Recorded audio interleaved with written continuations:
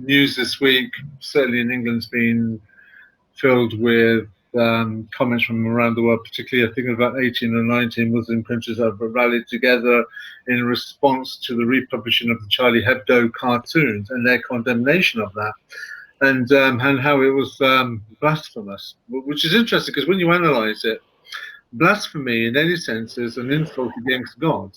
That's what blasphemy is, you insult God. Yet the cartoons are actually of Muhammad. So you have to question, well, how can it be blasphemy if we're mocking Muhammad? And are you not then, by implication, putting Muhammad on a pedestal equal to your God? And then when you really analyze the cartoons, then there's nothing in them really. I don't see how they could be offensive and warrant such a backlash, and certainly the murders that took place. When you consider, if you're going to take these cartoons and say, right then, we condemn these cartoons because they offend our God and they offend our prophet. They don't certainly offend your God because your God's not mentioned in the cartoons, but your prophet is.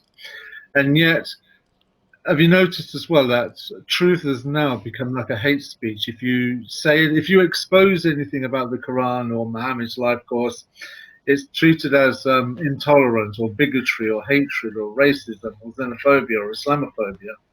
Yeah. So telling the truth now has become in itself a crime. So it's not just the mocking of Muhammad that's become the issue. The exposing of Muhammad has become an issue.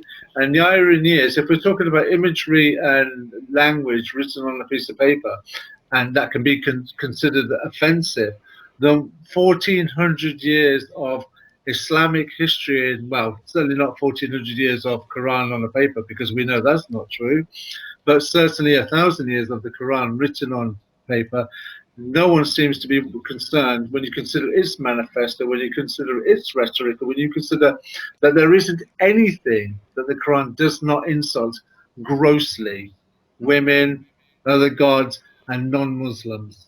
And it insults them to the greatest degree that no other piece of literature can ever come close to. So if we're going to take this seriously and intellectually, if you're going to ban cartoons and react against cartoons in this manner, or if you're going to make it a crime in Germany, then surely the Quran should be the standard of why hate speech should be banned.